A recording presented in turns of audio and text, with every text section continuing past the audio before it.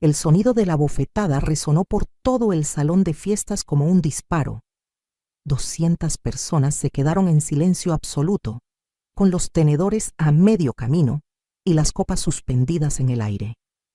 Mi mejilla izquierda ardía como fuego, pero el dolor en mi corazón dolía 1000 veces más. «Entrega las llaves de tu casa ahora mismo, vieja ridícula», me gritó Valeria frente a toda mi familia, frente a todos mis compadres, frente a la gente que me había respetado durante 60 años. Sus ojos brillaban con una crueldad que jamás había visto, ni siquiera en las telenovelas más dramáticas. El olor a mole poblano y tortillas recién hechas se mezclaba con el aroma de las flores de cempasúchil que decoraban las mesas, pero yo ya no podía oler nada más que mi propia humillación. Las mariachis habían dejado de tocar las mañanitas, y ahora el único sonido era el murmullo nervioso de los invitados y el taconeo furioso de los zapatos rojos de mi nuera contra el piso de mosaico. «Mamá, dale las llaves», susurró mi hijo Héctor, sin siquiera mirarme a los ojos, jugando nerviosamente con su corbata azul marino. «Ya hablamos de esto. A tu edad ya no deberías vivir sola en esa casa tan grande». Sentí como si me hubieran echado un balde de agua helada. Mi propio hijo, el niño al que le cambié pañales durante 2 años porque nació prematuro, el mismo al que cargué en brazos cuando tuvo neumonía a los 5 años, ahora me daba la espalda en el momento más humillante de mi vida.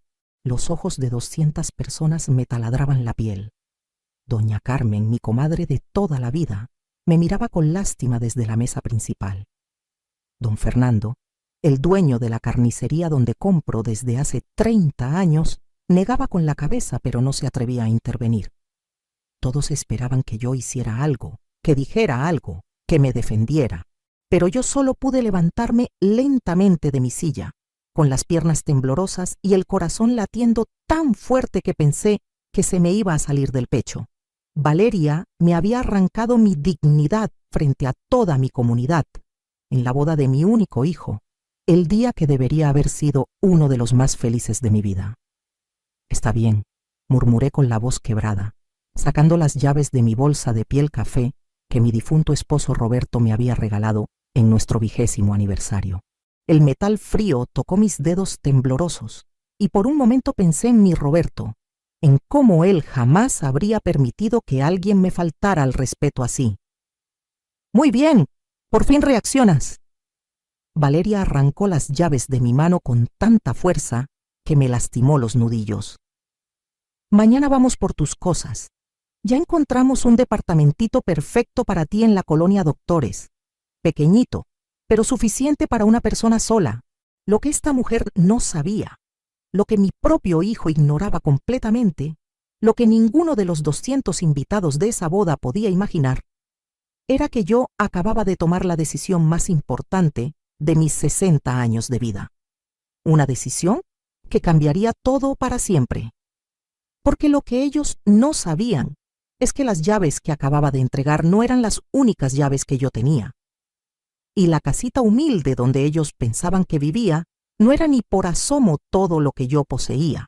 Pero esa noche, mientras caminaba sola por las calles empedradas de Coyoacán, con mi rebozo negro cubriéndome los hombros y las lágrimas secándose en mis mejillas, decidí que ya era hora de que mi familia conociera quién era realmente Guadalupe Morales, viuda de Herrera.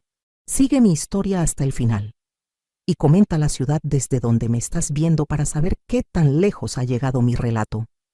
Porque lo que pasó después de esa humillación pública fue algo que nadie, absolutamente nadie, se esperaba. Mi nombre es Guadalupe Morales, viuda de Herrera. Tengo 60 años y durante 35 años fui la esposa más feliz del mundo. Roberto, mi difunto esposo, era electricista en la Comisión Federal de Electricidad y yo trabajaba medio tiempo en una tortillería para ayudar con los gastos del hogar. Vivíamos en una casita sencilla de 2 recámaras en la colonia del Valle, donde criamos a nuestro único hijo Héctor con todo el amor que 2 corazones pueden dar. Pero lo que nadie sabía, ni siquiera mi propio hijo, era que mi Roberto tenía un secreto. No era solo electricista, Era un genio para los números y las inversiones. Cada peso que ganábamos lo dividía en 3 partes. Una para los gastos de la casa, otra para el ahorro familiar y la tercera para lo que él llamaba nuestro seguro del futuro. Durante 20 años, Roberto invirtió en terrenos, en pequeños negocios, en acciones de empresas que él investigaba como si fuera detective. Lupe, me decía mientras revisaba sus papeles en la mesa de la cocina, bajo la luz amarillenta del foco. Algún día nuestra familia va a agradecer que hayamos vivido como pobres para morir como ricos. El olor a café de olla siempre llenaba la cocina en esas noches, cuando él calculaba y planificaba nuestro futuro. Cuando Roberto murió hace 5 años de un infarto fulminante, yo heredé no solo su amor eterno, sino también un patrimonio de más de 50 millones de pesos, propiedades en Polanco, terrenos en el Estado de México que ahora valen fortunas, acciones en empresas que crecieron como espuma. Pero decidí seguir viviendo como siempre habíamos vivido, de manera sencilla, discreta, sin ostentaciones. ¿Por qué? Porque conocí a mi hijo. Héctor siempre fue un niño caprichoso. Recuerdo cuando tenía 12 años y le compré una bicicleta usada para su cumpleaños. El niño lloró porque quería una nueva, brillante, como la del hijo del licenciado Martínez. «Mamá, ¿por qué siempre tenemos que ser los pobres?», me reclamó con lágrimas corriendo por sus mejillas sonrosadas. A los 18 años, cuando entró a estudiar administración en una universidad privada que nos costó los ahorros de 3 años, Héctor ya mostraba señales preocupantes. «Mamá, necesito dinero para un proyecto de la escuela», me decía cada semana. Pero yo descubrí que el dinero se lo gastaba en ropa de marca y en invitar a las niñas fresas de su salón a restaurantes caros en la zona rosa. Conoció a Valeria en 4º semestre. Una muchacha bonita, eso sí, con el cabello rubio teñido y uñas siempre perfectas, pero con una mirada que me erizaba la piel desde el primer día. Venía de una familia que había tenido dinero, pero lo perdió en malos negocios. Su papá había sido dueño de una fábrica de textiles que quebró, y su mamá trabajaba vendiendo productos de belleza de casa en casa. «Suegrita», me decía Valeria, con esa sonrisa falsa que practicaba frente al espejo, «qué afortunada es usted de tener una casa tan auténtica, tan llena de historia familiar». Pero yo veía cómo sus ojos recorrían cada rincón de mi sala, evaluando, calculando, midiendo el valor de mis muebles humildes. Durante los 5 años de noviazgo, fui testigo de cómo Valeria transformó a mi hijo. Lo convenció de que nuestra forma de vida era limitante para su potencial. Le metió ideas de grandeza, de que él merecía más, de que su mamá era una carga que lo mantenía anclado a la mediocridad. «Héctor, amor», la escuché decir una tarde cuando pensaron que yo estaba durmiendo la siesta. «Tu mamá es muy dulce, pero mira esta casa, mira cómo vives. A los 28 años deberías estar en un departamento moderno, no compartiendo espacio con tu mamá en esta casita vieja». Mi corazón se encogió esa tarde como una pasa al sol.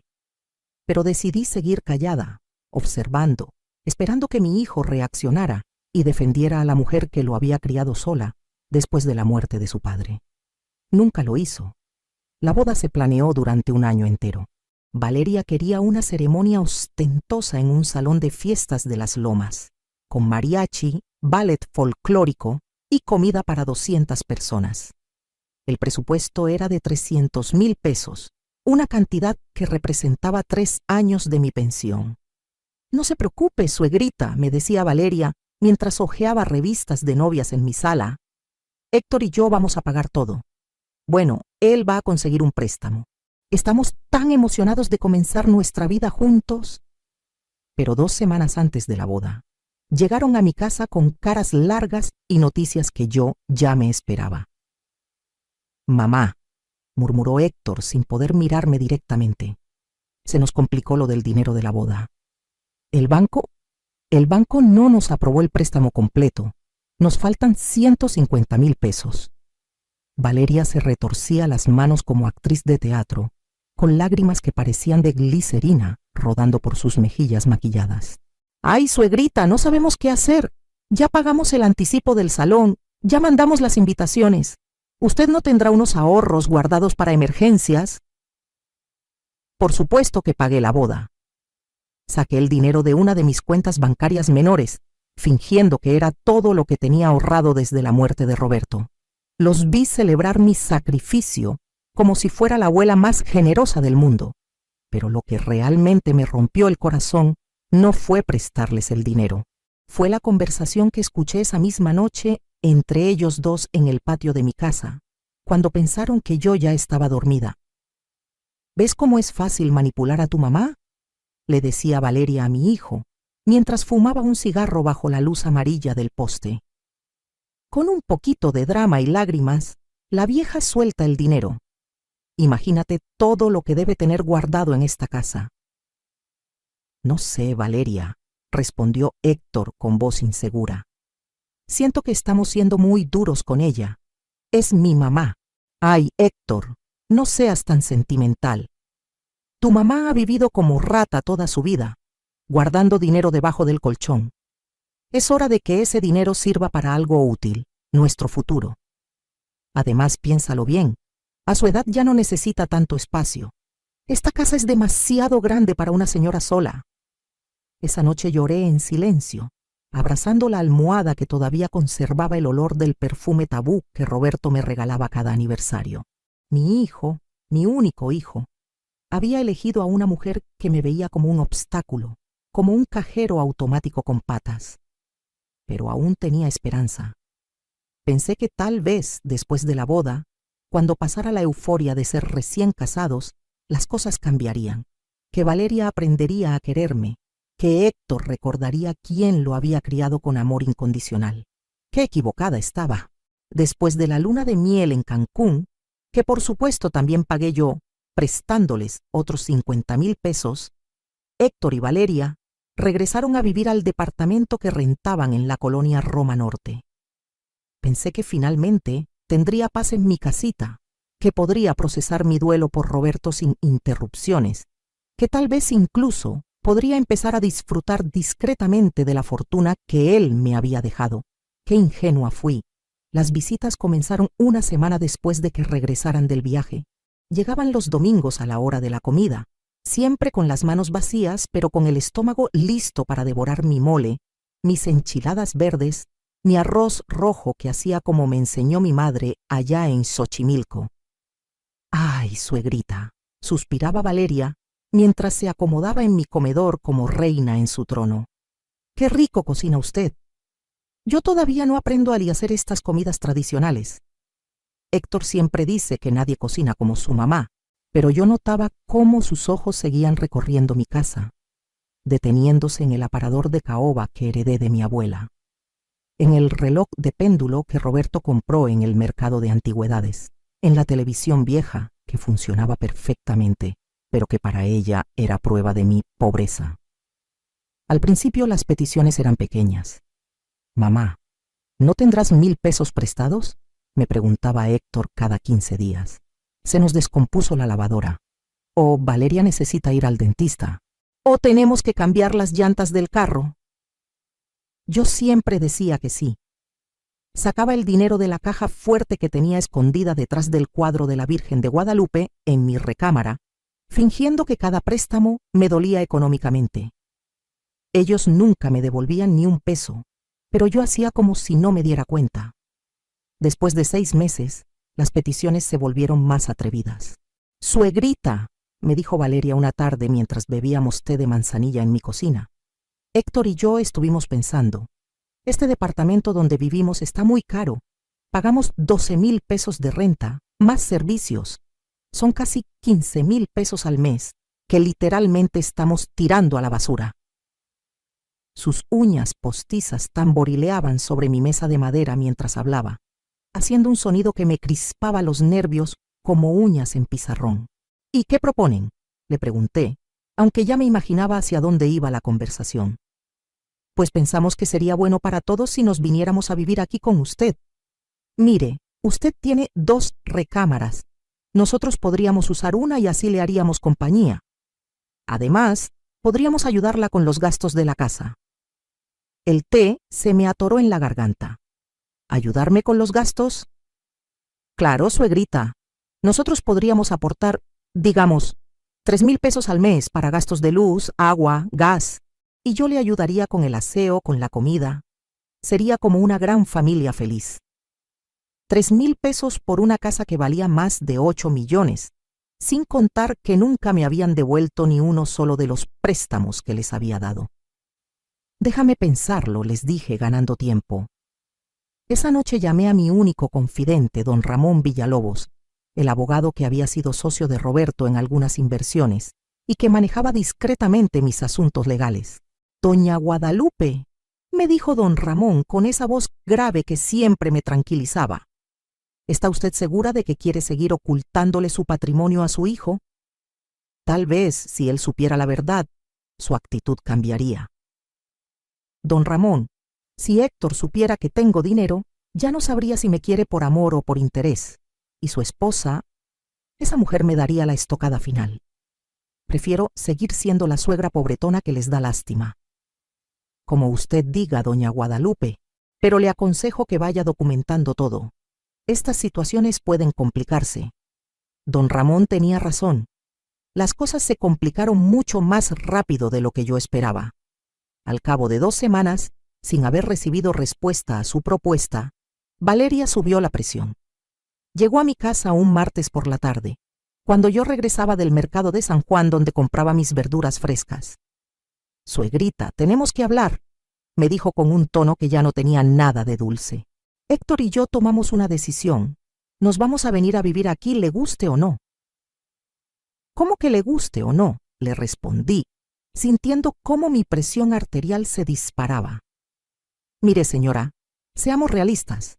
Usted ya tiene 60 años. A su edad es peligroso vivir sola. ¿Qué tal que se cae y no hay nadie para ayudarla?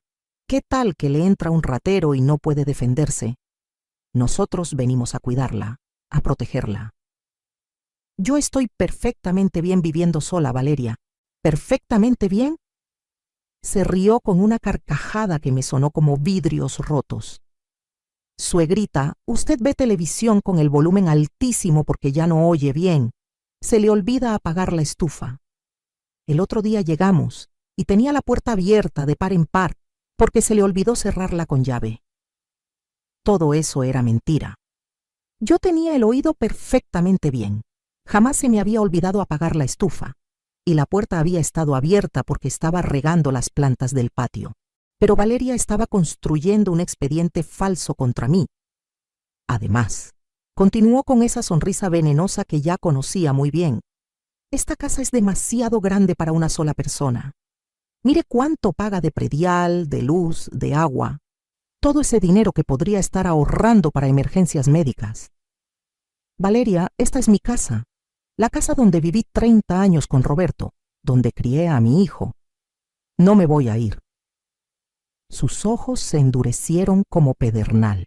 «Nadie le está pidiendo que se vaya, suegrita. Solo que sea más práctica, que piense en el futuro, que piense en nosotros también». Esa noche no pude dormir. Me quedé sentada en la mecedora de mi recámara, la misma donde había amamantado a Héctor cuando era bebé, viendo las fotos de mi matrimonio con Roberto. En una de ellas, él me cargaba en brazos el día de nuestra boda, los dos riéndonos con esa felicidad pura que solo se siente una vez en la vida. «Roberto», le susurré a su fotografía, «¿qué hago? ¿Cómo protejo lo que construimos juntos?». La respuesta me llegó una semana después, cuando Héctor apareció en mi puerta con 2 maletas y una sonrisa forzada.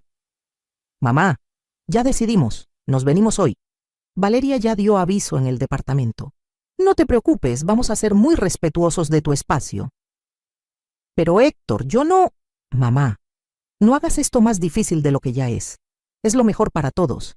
Además, ya no tenemos a dónde ir. El dueño del departamento ya rentó a otra persona». Mentira. Yo llamé discretamente al edificio donde vivían y confirmé que habían sido ellos quienes habían dado aviso voluntariamente. Todo había sido planeado para no darme opción. Esa misma tarde, Valeria llegó con un camión de mudanzas. No solo traían sus cosas, sino también muebles nuevos, una televisión gigante de pantalla plana, un equipo de sonido que hacía vibrar las ventanas de mi casa. ¡Ay, suegrita! Este sofá tan viejito ya no sirve, dijo Valeria, señalando el sillón donde Roberto se sentaba a ver las noticias todas las noches. Lo vamos a poner en el patio, está bien para ahí. Este sofá nuevo que compramos va perfecto aquí en la sala. No puedes mover mis muebles, Valeria. Claro que puedo. Ahora también es mi casa, ¿no? Tenemos que modernizar un poquito este lugar. Héctor, ayúdame a sacar esta cosa al patio. Vi como mi hijo, sin protestar, ayudó a su esposa a sacar el sofá, donde su papá había visto 1000 películas de Pedro Infante, donde yo había bordado las mantitas para cuando él era bebé, donde habíamos pasado tantas noches platicando de nuestros sueños. Esa noche, acostada en mi propia cama pero sintiéndome como invasora en mi propia casa, escuché a través de las paredes delgadas cómo Valeria y Héctor celebraban su triunfo. ¿Viste qué fácil fue?, le decía a ella con la voz llena de satisfacción. Tu mamá es más débil de lo que pensé. Ahora solo falta convencerla de que ponga la casa a tu nombre. Por seguridad, obvio, para que cuando ella ya no esté, no tengamos problemas legales. ¿No crees que estamos yendo muy rápido?, preguntó Héctor. Héctor, mi amor, tu mamá ya tiene 60 años. No va a vivir para siempre. Es mejor asegurar nuestro futuro ahora que ella todavía puede tomar decisiones. Además, ¿cuánto puede valer esta casita vieja? Tal vez 2 millones de pesos. Con eso podríamos comprar un departamento moderno en Santa Fe y todavía nos sobra para el enganche de un carro nuevo. 2 millones de pesos. Si supieran que esa casita vieja estaba valuada en 8 millones y que era solo una pequeña fracción de todo lo que yo poseía. Pero lo que más me dolió no fue su ignorancia sobre mi patrimonio. Fue escuchar a mi hijo decir: tienes razón, Valeria, hay que pensar en el futuro. Ahí, en la oscuridad de mi recámara, con el corazón partido en pedacitos como vidrio molido, tomé la primera decisión estratégica de mi guerra silenciosa. Al día siguiente, mientras ellos dormían, llamé a don Ramón. Don Ramón, le dije en voz baja, necesito que empiece a investigar a Valeria Sánchez. Quiero saber todo sobre ella, sus deudas, su historial crediticio, sus antecedentes, todo. ¿Piensa contraatacar doña Guadalupe? Todavía no, don Ramón, pero cuando sea el momento, quiero estar preparada, porque algo me dice que esto apenas está empezando. 3 meses después de la invasión a mi casa, la investigación de don Ramón reveló información que me heló la sangre. Valeria no solo tenía deudas por más de 200,000 pesos en tarjetas de crédito, sino que había estado casada antes. Su primer marido era un señor de 70 años, dueño de una ferretería en Ecatepec, que había muerto en circunstancias extrañas apenas 2 años después de casarse con ella. Doña Guadalupe, me dijo don Ramón en su oficina de Polanco, mostrándome una carpeta gruesa llena de documentos, este caso del primer esposo es muy sospechoso. El hombre cambió su testamento 2 semanas antes de morir, dejándole todo a Valeria. La familia presentó una demanda, pero no pudieron probar nada. Mis manos temblaron mientras hojeaba los papeles. Había fotos de Valeria en el funeral, vestida de negro, pero con una sonrisa apenas contenida. Había copias del testamento, reportes médicos que hablaban de una muerte súbita por paro cardíaco en un hombre que había estado perfectamente sano. ¿Y qué pasó con la herencia?, pregunté, aunque ya me imaginaba la respuesta. Se la gastó toda en menos de 1 año. Coches, ropa, viajes. Cuando se le acabó el dinero, empezó a buscar nuevo candidato. Ahí fue donde conoció a su hijo en esa universidad privada. El rompecabezas encajó perfectamente en mi cabeza. Valeria no había conocido a Héctor por casualidad. Lo había elegido cuidadosamente, estudiando su perfil. Hijo único, madre viuda que vivía sola en casa propia. Familia aparentemente humilde pero con cierta estabilidad económica. Don Ramón, le dije con una firmeza que me sorprendió a mí misma, necesito que investigue más. Quiero saber exactamente cómo murió ese señor. Y quiero que ponga detectivas a vigilar mi casa. Algo me dice que mi vida puede estar en peligro. ¿Está segura, doña Guadalupe? Esas son acusaciones muy serias. Estoy completamente segura. Y mientras investiga eso, voy a acelerar la siguiente fase de mi plan. Esa tarde regresé a mi casa con una determinación que no había sentido desde la muerte de Roberto. Valeria estaba en mi cocina, revolviendo una olla de frijoles como si fuera la dueña del lugar. Llevaba puesta mi mandil, el que Roberto me había traído de Oaxaca con flores bordadas a mano. «Ah, suegrita, qué bueno que llegó», me dijo sin voltear a verme. Estaba pensando que deberíamos remodelar esta cocina. Está muy anticuada. Podríamos poner una isla en el centro, estufa de inducción, todo moderno. «¿Con qué dinero?», le pregunté colgando mi bolsa en el respaldo de la silla. «Ay, suegrita, seguramente usted tiene algunos ahorros guardados. Además, una remodelación aumentaría el valor de la casa. Es una inversión». En ese momento supe que había llegado la hora de comenzar mi contraataque. Pero no iba a ser un ataque frontal. Iba a ser sutil, calculado, devastador. «Tienes razón, Valeria», le dije, con la voz más dulce que pude fingir. «Tal vez sea hora de hacer algunos cambios en esta casa». Ella se volteó sorprendida, con los ojos brillando como los de un tiburón que huele sangre en el agua. «¿En serio, suegrita? ¡Ay, qué emocionante! Héctor y yo tenemos tantas ideas. Podríamos hacer una cocina integral, cambiar los pisos, modernizar los baños». Sí, asentí sacando mi cartera. De hecho, creo que deberíamos empezar por hacer un avalúo profesional de la casa, para saber exactamente cuánto vale y cuánto podríamos gastar en remodelaciones. Los ojos de Valeria se iluminaron como árbol de Navidad. «Excelente idea. ¿Quiere que yo busque al evaluador?» «No, no te preocupes. Yo me encargo. Conozco gente confiable». Esa noche, mientras Valeria y Héctor celebraban en voz alta lo que ellos creían que era mi capitulación final, yo estaba en mi recámara haciendo llamadas estratégicas. Primero llamé a don Ramón. «Don Ramón, necesito que mañana temprano traiga a su evaluador de confianza. Pero antes de que vengan, quiero que sepa algo. Es hora de que mi familia conozca la verdad sobre mi patrimonio. ¿Está segura, doña Guadalupe? Una vez que se destape esta información, ya no habrá vuelta atrás». «Estoy completamente segura. Además, quiero que también venga mi contador, el licenciado Mendoza. Es hora de que vean todos mis estados de cuenta, todas mis propiedades, todas mis inversiones». Mi segunda llamada fue a don José, mi vecino de toda la vida, el único que sabía algunos detalles sobre las inversiones de Roberto. «Don José», le dije en voz baja, «mañana van a venir unas personas a mi casa. Si escucha gritos o pleitos, quiero que esté pendiente. Y si algo me llegara a pasar, usted sabe dónde están todos mis documentos importantes». «Doña Lupita, ¿está en peligro?» «No lo sé, don José, pero prefiero estar preparada». Mi tercera llamada fue la más importante. Marqué el número de mi sobrina Lucy, la hija de mi hermana menor, que vivía en Guadalajara y que era la única persona en el mundo que sabía toda la verdad sobre mi situación económica. «Tía Lupe», me dijo Lucy con esa voz cariñosa que siempre me tranquilizaba, «¿cómo está? ¿Ya se cansó de hacer el teatro de la abuela pobretona?» «Lucy, mañana se acaba el teatro. Mañana van a conocer quién soy realmente, pero necesito que vengas. Necesito testigos de mi confianza cuando esto explote. ¿Tan grave está la situación?» «Peor de lo que te imaginas, mija.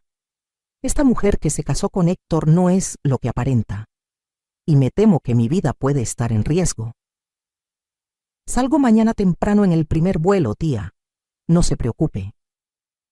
Esa noche no pude dormir ni un minuto.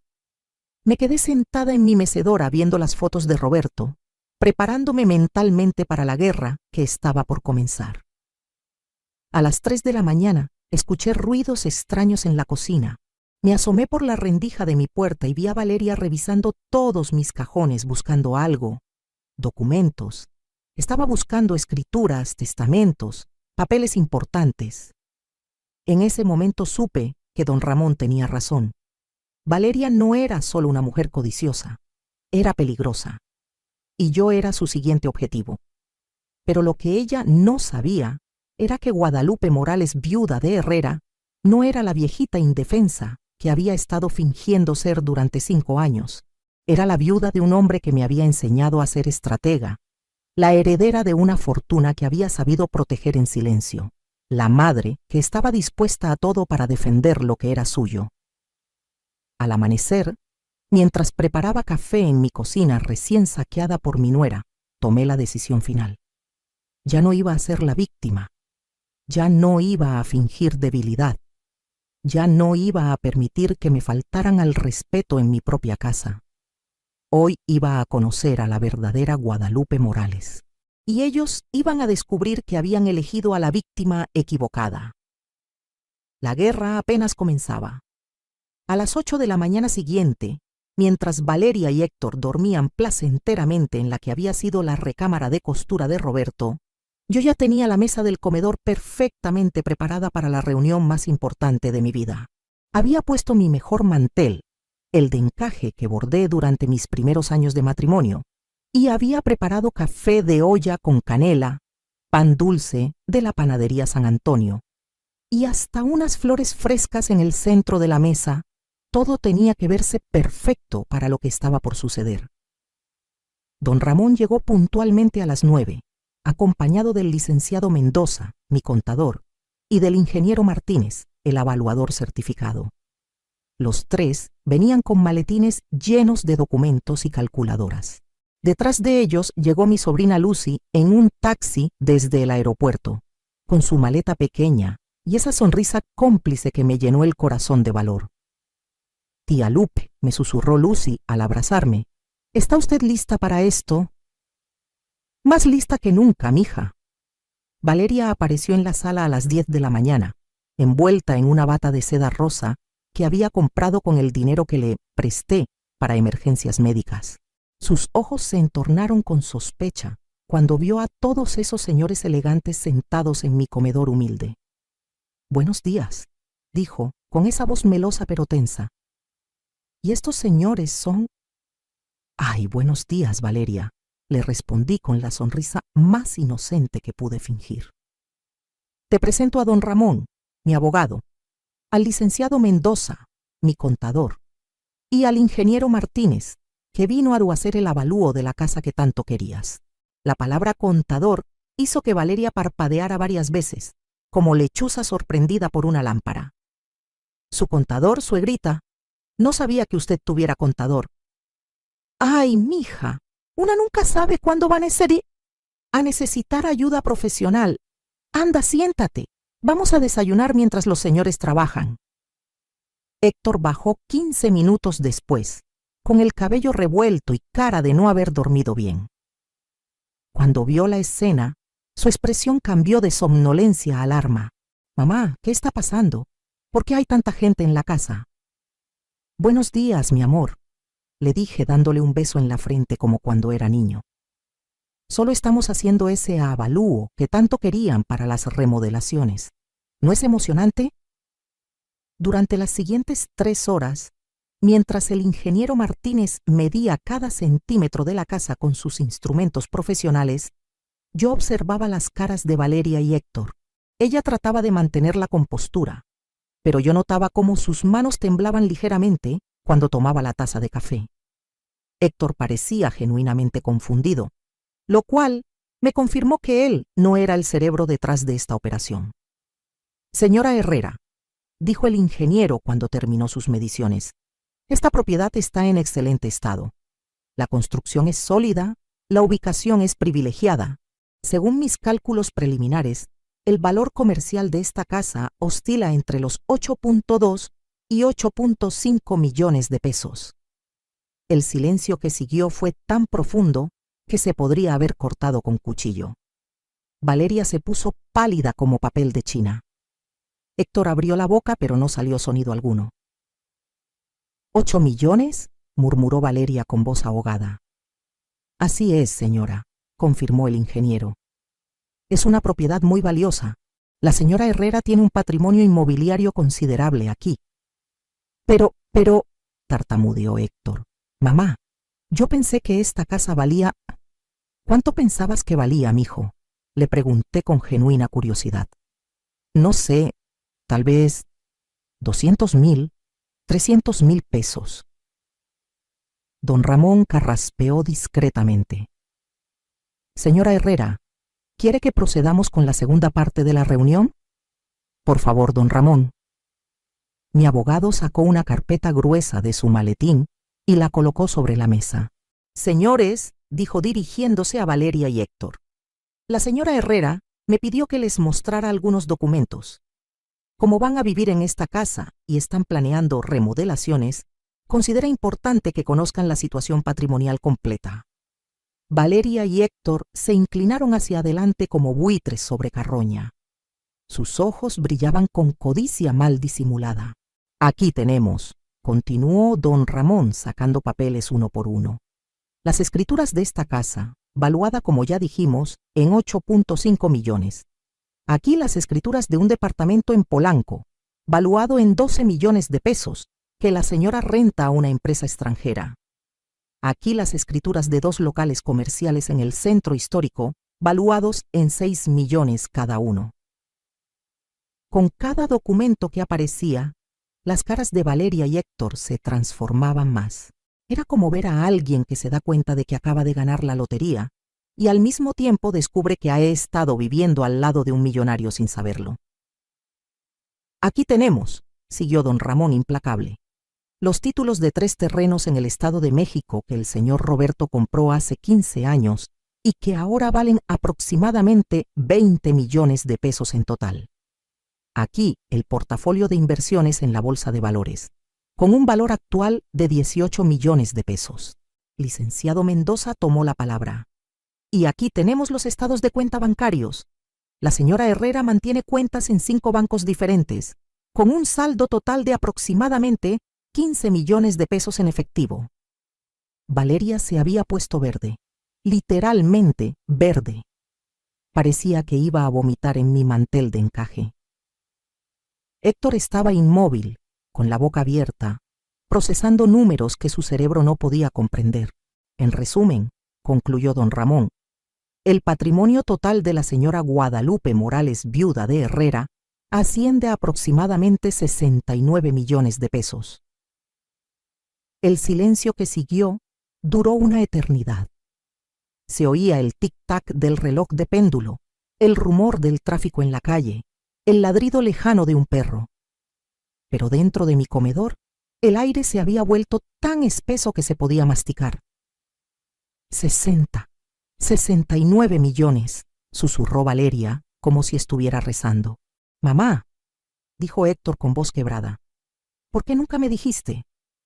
Ahí estaba la pregunta que yo había estado esperando durante 5 años. La pregunta que iba a definir todo lo que pasaría después.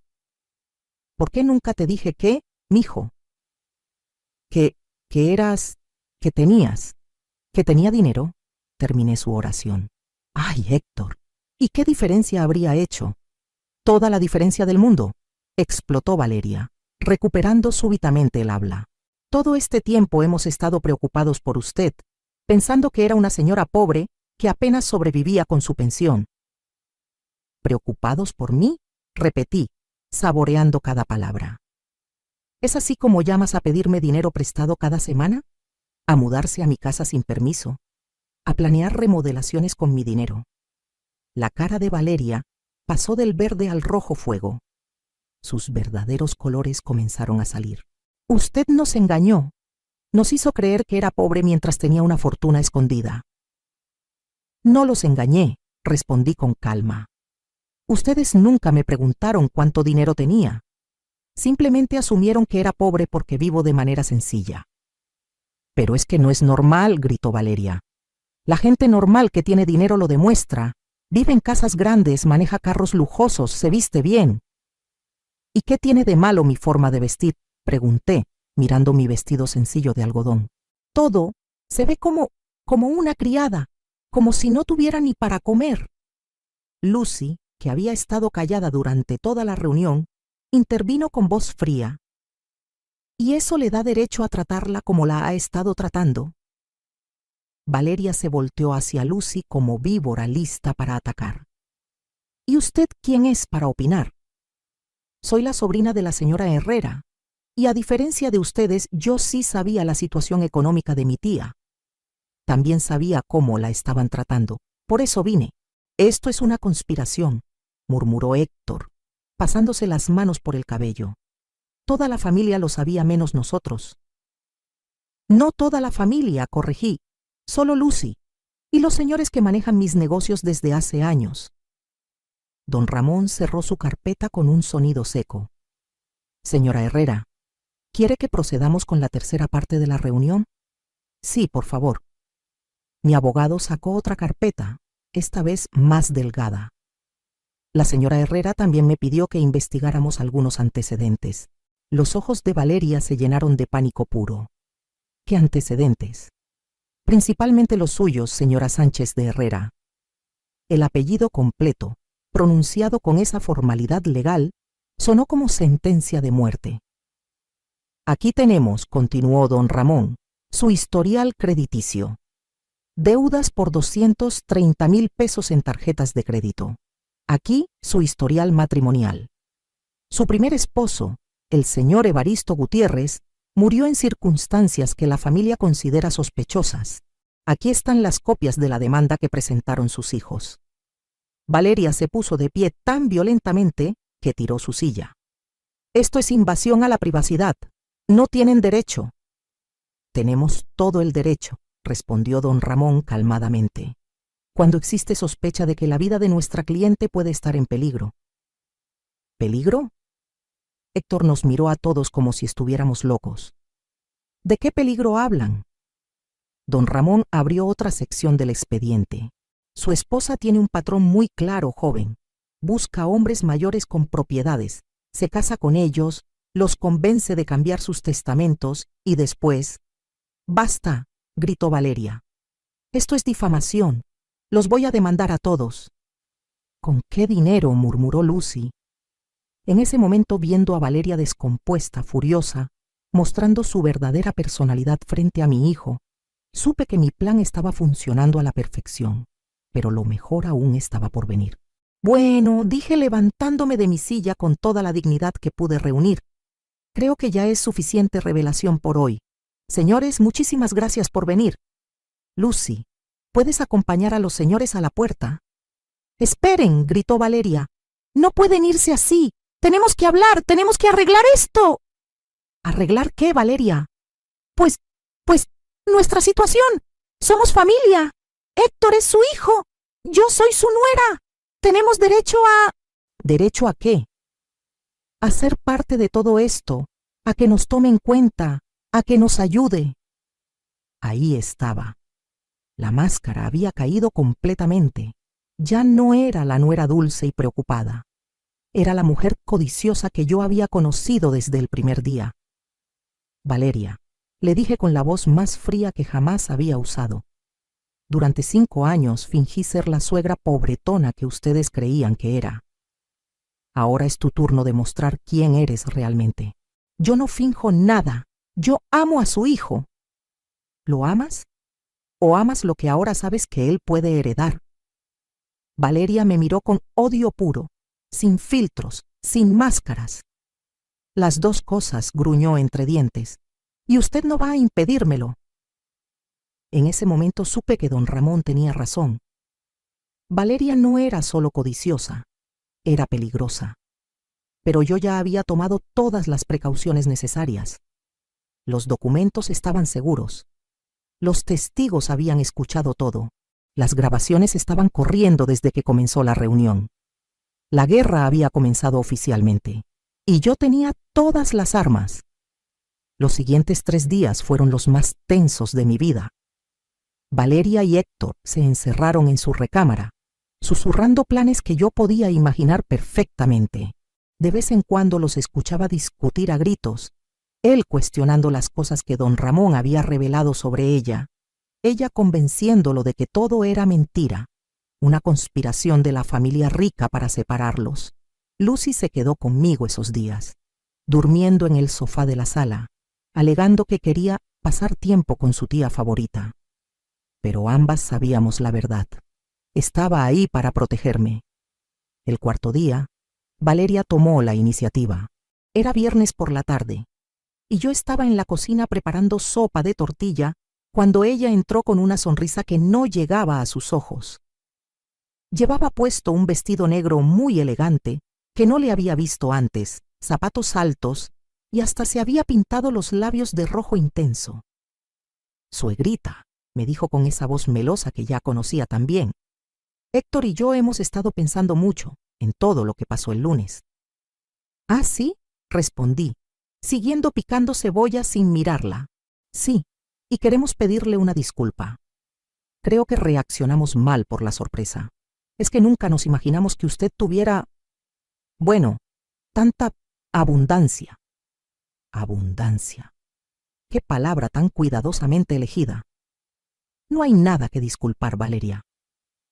Sí hay mucho que disculpar, y queremos compensarla. Por eso Héctor y yo decidimos que lo mejor sería organizar una gran fiesta, una celebración en su honor. Me detuve de picar cebolla y la miré directamente. ¿Una fiesta? Sí, una fiesta hermosa, elegante, para toda la familia y sus amigos, para celebrar, bueno, para celebrar que usted es una mujer exitosa, una matriarca próspera. Se lo merece después de tanto esfuerzo. La cebolla me había hecho llorar, pero también me ayudaba a disimular las lágrimas de rabia que sentía. Esta mujer realmente me creía estúpida. ¿Y cuándo sería esa fiesta? Mañana en la noche. Ya hablé con el salón de fiestas Las Flores, el mismo donde fue nuestra boda. ¿Se acuerda? Donde pasamos tan bonito todos juntos. Donde me abofeteaste frente a 200 personas, pensé. Pero dije, mañana. ¿No es muy pronto? Ay, no, suegrita. La vida es muy corta para esperar. Además, ya mandé las invitaciones por WhatsApp. Van a venir todos. Doña Carmen, don Fernando, toda la gente del mercado, los vecinos, mi familia, la familia de Héctor. Va a ser hermosísimo. ¿Y quién va a pagar esa fiesta, Valeria? Su sonrisa se hizo más amplia, más falsa. Pues pensamos que, como es en su honor, tal vez usted podría... ¿Yo podría qué? Bueno, usted ya vio que nosotros no tenemos mucho dinero ahorita, pero usted sí tiene, y es una celebración para usted. Sería como un regalo que se da a sí misma. Ahí estaba, el primer movimiento de su nuevo juego. Ahora que sabía que yo tenía dinero, ya no iba a fingir que me lo prestaba. Directamente me iba a pedir que pagara por todo. ¿Cuánto cuesta la fiesta, Valeria? No mucho, suegrita. Solo 150,000 pesitos. El salón, la comida, el mariachi, las flores, el pastel. Todo de primera calidad, porque usted se lo merece. 150,000 pesos. Exactamente la cantidad que me había prestado para su boda. Está bien, le dije, secándome las lágrimas de cebolla con mi delantal. ¿En serio? Sus ojos brillaron como los de un niño en Navidad. Sí, Valeria, creo que una fiesta es exactamente lo que necesitamos. Esa noche llamé a don Ramón. Don Ramón, mañana va a ser el día. Valeria organizó una fiesta en mi honor en el mismo salón donde me humilló en su boda. Va a invitar a toda la gente que presenció mi humillación. ¿Y qué piensa hacer, doña Guadalupe? Voy a darles el espectáculo de sus vidas. Pero necesito que usted esté ahí, con todos los documentos, y necesito que traiga a 2 testigos más, que sea muy oficial. ¿Piensa confrontarla públicamente? No, don Ramón. Voy a hacer algo mejor. Voy a desenmascarla frente a toda mi comunidad. Y después voy a hacer lo que debía hacer desde el primer día que me faltó el respeto. El sábado en la noche llegué al salón de fiestas Las Flores a las 8 en punto, 1 hora después de que hubiera comenzado oficialmente la fiesta. Lucy me acompañó elegantísima en un vestido azul marino que realzaba su figura. Yo llevaba puesto mi vestido negro de gala, el mismo que usé en las bodas de plata con Roberto, con mis perlas auténticas que él me regaló en nuestro 10º aniversario, y los aretes de diamantes que habían sido de mi madre. Por primera vez en 5 años, me veía como lo que realmente era, una mujer próspera, elegante, poderosa. La transformación causó murmullos inmediatos cuando entramos al salón. Doña Carmen casi se atraganta con su tequila cuando me vio. Don Fernando me saludó con una reverencia que jamás me había hecho. Los vecinos me miraban como si fuera una aparición, pero las caras que más me importaban eran las de Valeria y Héctor. Valeria estaba espectacular, vestida con un traje dorado que obviamente había comprado esa misma tarde con el dinero que le di para la fiesta. Pero cuando me vio entrar, su sonrisa se congeló como paleta en el refrigerador.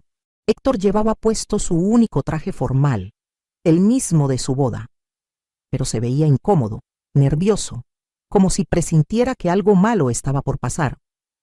¡Suegrita!, gritó Valeria desde el otro lado del salón, corriendo hacia mí con los brazos abiertos.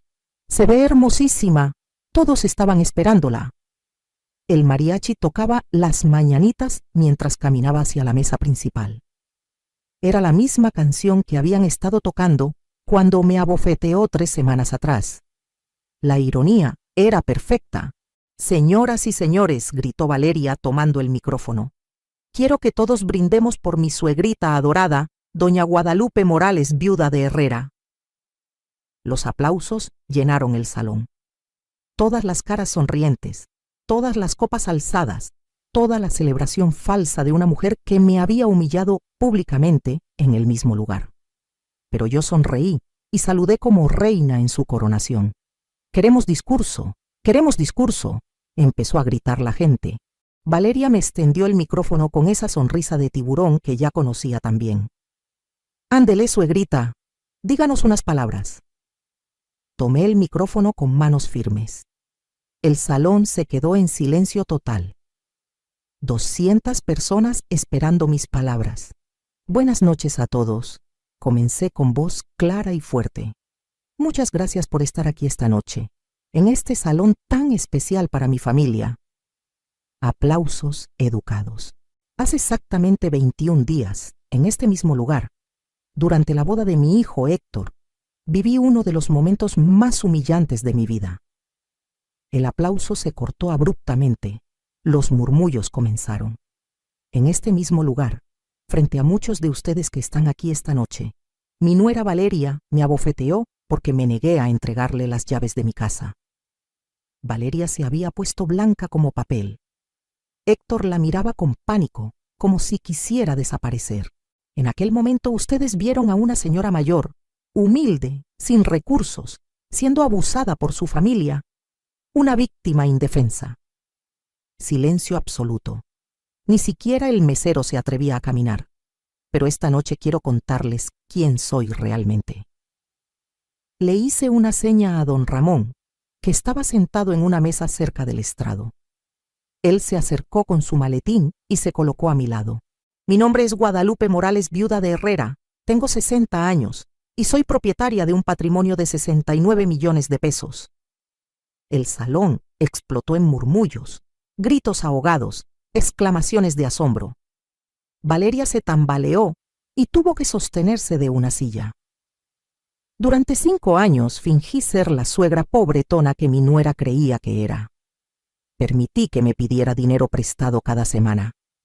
Permití que se mudara a mi casa sin invitación. Permití que me tratara como criada en mi propia casa. Mi voz se hizo más fuerte, más firme. ¿Saben por qué lo permití? Porque quería conocer el verdadero corazón de la mujer que se casó con mi hijo. Valeria trató de acercarse al micrófono, pero Lucy se interpuso discretamente.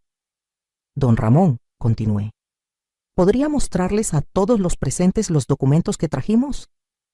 Mi abogado desplegó copias ampliadas de fotografías y documentos. La señora Valeria Sánchez estuvo casada anteriormente con el señor Evaristo Gutiérrez, de 70 años, quien murió en circunstancias sospechosas 2 años después de casarse con ella y cambiar su testamento a su favor. Gasps colectivos llenaron el aire. La señora Sánchez heredó la fortuna completa del señor Gutiérrez y la gastó en menos de un año. Después comenzó a buscar una nueva víctima. Ahí fue donde conoció a Héctor. Mi hijo estaba inmóvil, con la cara descompuesta, mirando a su esposa como si fuera una extraña. Esta mujer no se enamoró de mi hijo, se enamoró de lo que pensó que podía heredar, pero cometió un error. Pensó que yo era una señora pobre y vulnerable. Me acerqué al borde del estrado, mirando directamente a Valeria. Te equivocaste, Valeria. Yo no soy tu víctima, soy tu peor pesadilla. Valeria finalmente explotó. Todo esto es mentira. Esta vieja loca está inventando todo. Pero su voz sonaba histérica, desesperada. Todos en el salón podían ver su verdadera personalidad emergiendo como lava de volcán. Héctor, dile algo, defiéndeme. Mi hijo la miró con una mezcla de horror y desilusión que me partió el corazón. ¿Es verdad, Valeria? ¿Lo del señor Gutiérrez? No, bueno, sí estuve casada antes, pero él murió de muerte natural. Yo no tuve nada que ver. ¿Y las deudas? ¿Los 200,000 pesos que debes? Eso se puede arreglar. Ahora que sabemos que tu mamá tiene dinero. Ahí fue cuando Héctor entendió todo. Vi el momento exacto en que la realidad le pegó como balde de agua fría. Te casaste conmigo por dinero. No, te amo y amo a tu familia. ¿Me amas o amas lo que pensaste que podrías heredar? Era la misma pregunta que yo le había hecho 3 días atrás. La misma pregunta que ella había contestado con brutal honestidad. Pero ahora, frente a 200 personas, no podía decir la verdad. Te amo a ti, Héctor, solo a ti. Entonces no te importará firmar un documento donde renuncias a cualquier derecho sobre la herencia de mi mamá, dijo mi hijo con una firmeza que no le conocía. Valeria se quedó muda, completamente muda. Don Ramón, dije al micrófono, ¿podría leer la decisión que tomé esta semana? Mi abogado desplegó un documento oficial. La señora Guadalupe Morales, viuda de Herrera, ha decidido modificar completamente su testamento. A partir de esta fecha, su hijo Héctor Herrera Morales queda desheredado mientras esté casado con la señora Valeria Sánchez. El salón explotó en gritos, aplausos, exclamaciones. Era como si estuvieran viendo la telenovela más dramática de sus vidas en vivo. Además, continuó don Ramón, la señora Herrera ha decidido donar el 60% de su patrimonio a una fundación que ella misma va a crear para ayudar a adultos mayores víctimas de abuso familiar. Los aplausos fueron ensordecedores, pero yo no había terminado. Valeria, dije mirándola directamente, tienes una opción muy simple. Puedes divorciarte de mi hijo ahora mismo y yo te doy 200,000 pesos para que pagues tus deudas y desaparezcas de nuestras vidas para siempre. Silencio absoluto. O puedes quedarte casada con él, pero entonces ni él ni tú verán jamás un peso de mi dinero. Y créeme, voy a vivir muchos años más. Valeria me miró con odio puro, sin máscaras, sin filtros. Después miró a Héctor, después al salón lleno de gente que la observaba como a un animal en zoológico. ¿Sabes qué, vieja amargada?, gritó al micrófono. Me tienes sin cuidado tu dinero. Héctor y yo nos vamos a ir de esta ciudad de muertos de hambre y vamos a hacer nuestra propia fortuna. Se quitó los zapatos y me los aventó. Uno me pegó en el brazo. ¿Y tú?, le gritó a Héctor. Más te vale que elijas bien. O te vienes conmigo o te quedas con tu mami rica. Mi hijo me miró con lágrimas en los ojos. Mamá, yo no sabía. Lo sé, mijo, lo sé. Valeria caminó hacia la salida, pero en la puerta se volteó una última vez. Esto no se queda así, Guadalupe. Tú no sabes con quién te metiste. Sí sé con quién me metí, respondí tranquilamente. Me metí con una estafadora sin talento que eligió a la víctima equivocada. Valeria salió del salón dando un portazo que resonó como disparo. Héctor se quedó ahí parado, en medio del salón, mirándome con una mezcla de vergüenza, admiración y arrepentimiento. El mariachi, que había estado callado durante todo el drama, comenzó a tocar La Llorona. Pero yo ya no era La Llorona, ya no era la víctima. Era Guadalupe Morales, viuda de Herrera, y acababa de ganar la guerra. 6 meses después de aquella noche en el Salón Las Flores, mi vida había cambiado completamente, pero no de la manera que Valeria había esperado. Mi hijo Héctor se divorció de ella 3 semanas después de la fiesta. Resulta que cuando una mujer te grita frente a 200 personas que más te vale elegir entre ella y tu madre, y después te avienta zapatos a tu mamá, la decisión se vuelve muy fácil. Valeria intentó pelear el divorcio, alegando que tenía derecho a la mitad de los bienes de Héctor. Pobre mujer. No sabía que mi hijo no tenía bienes. Todo lo que ella creía que él poseía, el carro, los muebles, hasta la ropa elegante, había sido comprado con mi dinero. Don Ramón se divirtió mucho demostrando eso en el juzgado. La última vez que supe de ella, estaba trabajando en una tienda de ropa en Tijuana, todavía pagando sus 200,000 pesos de deudas. Según me contó Lucy, que la investigó en redes sociales por pura curiosidad, Valeria había intentado conquistar a un señor mayor que conoció en el trabajo, pero la familia del hombre la había investigado y descubierto su historial. Al parecer, mi historia se había vuelto famosa en ciertos círculos de la ciudad. «Tía», me dijo Lucy una tarde mientras tomábamos café en mi cocina, «usted se volvió leyenda entre las señoras de la colonia. Doña Carmen me contó que ahora cuando alguien trata mal a una suegra le dicen, cuidado, no vaya a ser otra doña Guadalupe». Me reí tanto que se me salieron las lágrimas. Roberto se habría muerto de risa sabiendo que su esposa discreta se había convertido en símbolo de justicia familiar. Mi relación con Héctor tardó más tiempo en sanar. Los primeros meses después del divorcio, mi hijo vino a visitarme lleno de vergüenza y arrepentimiento.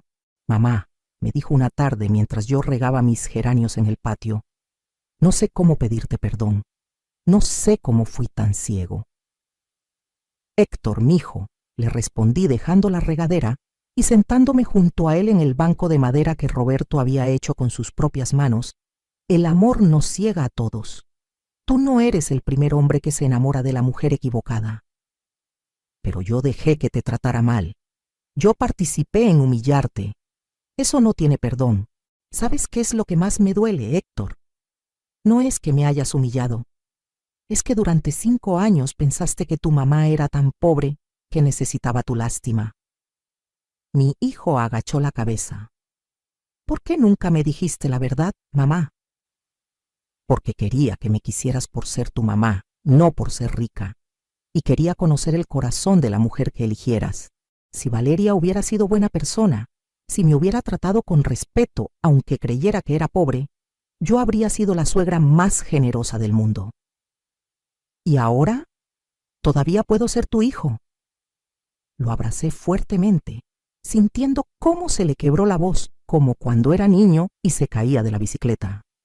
«Siempre vas a ser mi hijo, Héctor, pero ahora vas a ser un hijo que se ganó su lugar con amor verdadero, no con conveniencia». Tardó 6 meses, pero Héctor logró demostrarme que había aprendido la lección. Consiguió trabajo como supervisor en una fábrica de autopartes. Se mudó a un departamento pequeño pero digno y empezó a visitarme los domingos no para pedirme dinero, sino para preguntarme cómo estaba, para ayudarme con las plantas, para platicarme de su trabajo. Una tarde me trajo a conocer a Fernanda, una muchacha sencilla que trabajaba como maestra de primaria en una escuela pública. La primera vez que vino a mi casa, Fernanda me trajo flores que había cultivado ella misma en su departamento y me ayudó a lavar los platos sin que yo se lo pidiera. «Señora Guadalupe», me dijo mientras secábamos vasos en la cocina. Héctor me contó todo lo que pasó con su primera esposa. «Quiero que sepa que yo vengo de una familia humilde. Mi papá es albañil y mi mamá vende quesadillas. Yo trabajo porque me gusta enseñar, no porque necesite dinero de nadie». «¿Y sabes lo de mi situación económica?», le pregunté directamente. Sí, señora, Héctor me contó. Pero le voy a ser honesta. A mí me da un poco de miedo. Yo nunca he tenido dinero y no sabría cómo comportarme. Me gustó tanto su honestidad que esa misma noche llamé a don Ramón para cambiar mi testamento otra vez. Héctor quedaba de nuevo como heredero, pero con la condición de que estuviera casado con una mujer que yo aprobara. Se casaron hace 2 meses en una ceremonia pequeña y hermosa en la parroquia de San José, la misma donde Roberto y yo nos casamos hace 40 años. Yo pagué la fiesta con gusto, pero esta vez fue una celebración real, llena de amor verdadero. Como regalo de bodas, les compré una casa pequeña pero bonita en la colonia del Valle Norte, cerca de mi casa, pero con la distancia suficiente para que hicieran su propia vida. Fernanda lloró cuando le dimos las escrituras. Señora Guadalupe, me dijo abrazándome, prometo cuidar mucho a su hijo y prometo respetarla siempre. Yo sé que lo harás, mija, y yo prometo ser la suegra que tú te mereces. La fundación que creé se llama Fundación Roberto Herrera para la Dignidad de los Adultos Mayores. Funciona desde hace 5 meses y ya hemos ayudado a más de 200 familias donde los hijos abusan económicamente o emocionalmente de sus padres. Tenemos abogados que trabajan gratis, psicólogos que dan terapia sin costo y hasta un refugio temporal para señores y señoras que necesitan salir de casas donde sus propios hijos los maltratan. La historia más hermosa que hemos atendido es la de don Aurelio, un señor de 75 años cuyos hijos lo habían metido a un asilo horrible mientras se peleaban por su casa. Cuando supieron que nosotros lo estábamos ayudando, llegaron furiosos a mi oficina gritando que nos metiéramos en nuestros asuntos. Señores, les dije con la voz firme que había aprendido a usar, don Aurelio ya no es su responsabilidad. Ahora es parte de nuestra familia elegida. Y nosotros sí sabemos cuidar a nuestros mayores. Don Aurelio ahora vive en una casa de asistencia hermosa que compramos específicamente para casos como el suyo. Los domingos viene a comer conmigo, con Héctor y Fernanda, con Lucy cuando viene de Guadalajara y con don José, mi vecino, que se convirtió en mi mejor amigo después de toda esta aventura. Doña Lupita, me dice don José mientras comemos mi mole poblano en el comedor que ya no tiene que esconder su elegancia, ¿no se arrepiente de haber gastado tanto dinero en la fundación? Podría haberse comprado una mansión, un carro de lujo, viajes por todo el mundo. Don José, le respondo sirviendo más arroz. Durante 60 años viví fingiendo que era pobre. Ahora que puedo ser rica de verdad, me di cuenta de que la verdadera riqueza no está en lo que tienes, sino en lo que das. Pero usted ya dio mucho, doña Lupita. Ya demostró que era más lista que todos nosotros. No di lo suficiente, don José. Roberto y yo trabajamos toda la vida para construir esta fortuna. Pero ¿de qué sirve el dinero si no se usa para hacer el bien? Lucy, que estaba ayudando a servir el postre, intervino con esa sonrisa pícara que heredó de su madre. Además, tía, usted ya se dio el lujo más caro del mundo. ¿Cuál, mija? El lujo de la venganza perfecta. Eso no tiene precio. Todas nos reímos, pero Lucy tenía razón. La noche en el Salón Las Flores no había sido solo justicia. Había sido catarsis pura. Había sido el momento en que dejé de ser víctima para convertirme en la protagonista de mi propia historia. Ahora, cuando me levanto cada mañana en mi casa hermosa, que ya no tengo que esconder que es hermosa, y me veo en el espejo, con mis 60 años bien vividos, ya no veo a una señora humilde que finge ser pobre. Veo a Guadalupe Morales, viuda de Herrera, empresaria, filántropa, matriarca respetada y, sobre todo, mujer que supo defenderse cuando más lo necesitaba. Don Roberto estaría orgulloso, no solo de la fortuna que construimos juntos, sino de la manera en que la usé para protegerme y para ayudar a otros. Hace una semana recibí una carta de una señora de Puebla que había visto mi historia en las redes sociales. Me contaba que su nuera la estaba presionando para que le diera dinero prestado cada semana y que después de conocer mi caso, había decidido investigar a esa mujer. Resulta que la nuera tenía deudas enormes y un plan muy parecido al de Valeria. Gracias a usted, doña Guadalupe, me escribió. Aprendí que una señora mayor no tiene que aguantar maltratos solo porque es mayor. Usted me enseñó que podemos defendernos sin perder la dignidad.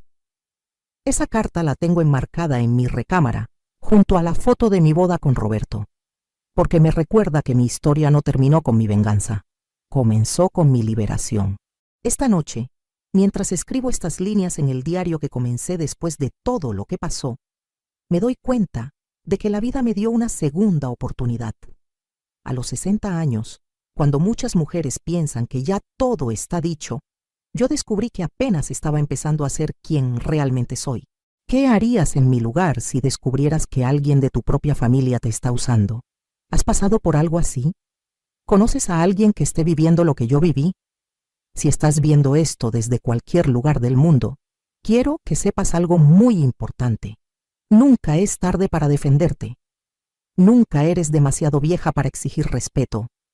Nunca estás demasiado sola para buscar justicia.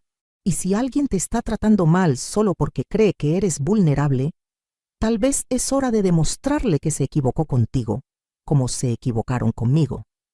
Porque a veces, las abuelas que parecen más indefensas son las que guardan las sorpresas más grandes. Comenta de dónde me estás viendo porque me emociona saber que mi historia está llegando hasta tu ciudad, hasta tu país, hasta tu corazón.